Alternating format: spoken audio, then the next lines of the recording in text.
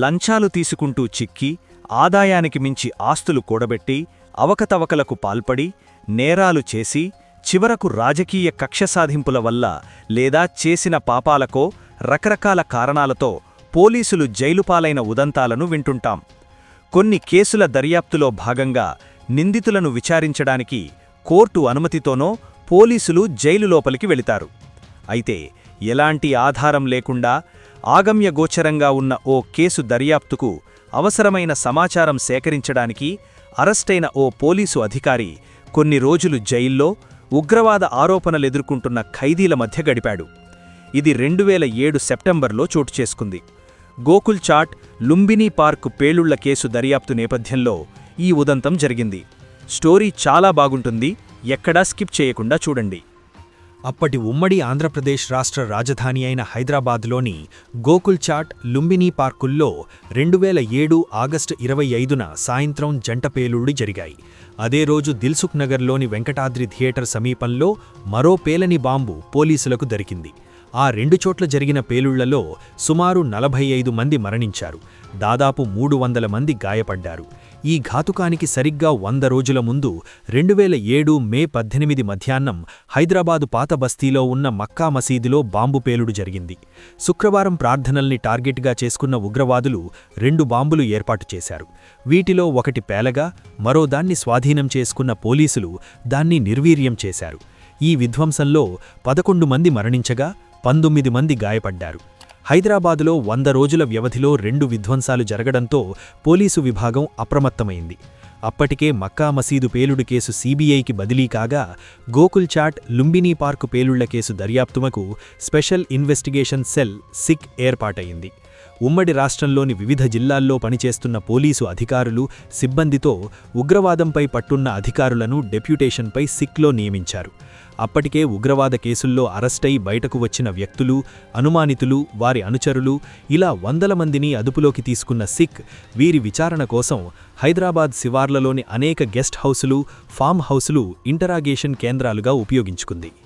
ఎన్ని ప్రయత్నాలు చేసినా పోలీసులకు ఎలాంటి ఆధారం చిక్కలేదు. భారీ సంఖ్యలో అనుమానితులను అదుపులోకి తీసుకోవడంతో వారి కుటుంబీకులు, న్యాయవాదులు, పౌర హక్కుల సంఘాలు, రాజకీయ పార్టీల నుంచి పోలీసులపై ఒత్తిడి పెరిగింది. ఆధారాలు దొరక్కపోవడంతో సిక్ దిక్కుతోచని స్థితిలోకి వెళ్ళింది. అప్పట్లో హైదరాబాదులోని జైళ్లల్లో ఖైదీల వద్ద సెల్ ఫోన్లున్నాయనే ఆరోపణలు వెల్లువెత్తాయి. దీనికి తోడు అప్పటికే రిమాండ్లో ఉన్న ఉగ్రవాదులను కలవడానికి వారి సంబంధీకులు వచ్చిపోతుండేవాళ్లు. ఈ పరిణామాలను గమనించిన ఓ పోలీసు అధికారికి ఓ ఆలోచన వచ్చింది. గోకుల్ చాట్, లుంబినీ పార్క్ పేలుళ్లకు సంబంధించిన సమాచారం ఏదైనా జైల్లో ఉన్న ఉగ్రవాదులకు తెలిసే అవకాశం ఉంటుందని భావించారు.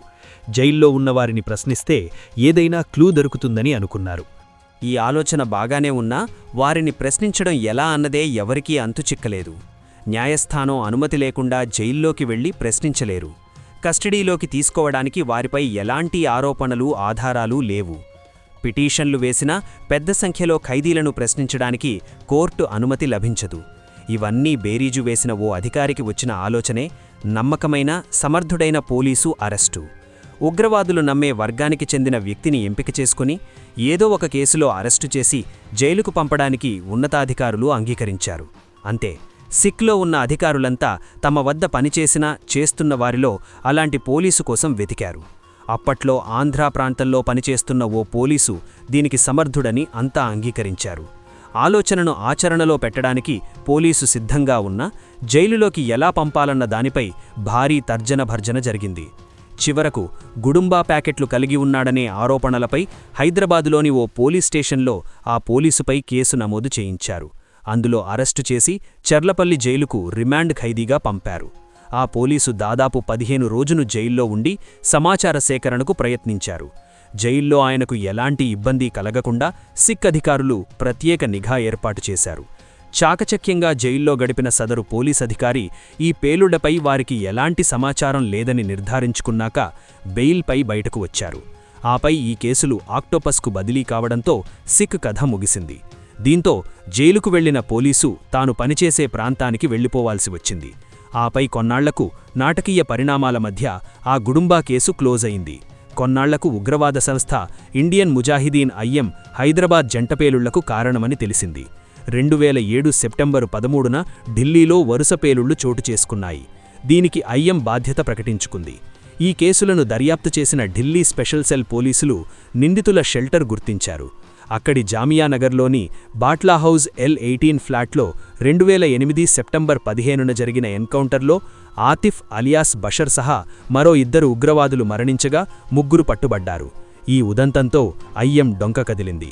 ఈ ఆధారాలతో ముందుకు వెళ్లిన ముంబై క్రైమ్ బ్రాంచ్ దేశవ్యాప్తంగా 11 విధ్వంసాలకు పాల్పడిన ఉగ్రవాదులను అరెస్టు చేసింది. వీరిలోనే జంటపేలుళ్ల నిందితులు సైతం ఉండటంతో సిక్ డీల్ చేసిన కేసులు కొలిక్కి వచ్చాయి. వీరిని పీటీ వారెంట్లపై తీసుకువచ్చి అభియోగపత్రాలు దాఖలు చేశారు. ఈ 3 కేసుల్లో నిందితులుగా ఉండి అరెస్టైన 5గురులో అనిక్ అక్బర్లపై 2018 సెప్టెంబర్ 4న నేరం రుజువైంది. వీరికి అదే నెల 10న ఉరిశిక్ష విధిస్తూ కోర్టు తీర్పునిచ్చింది.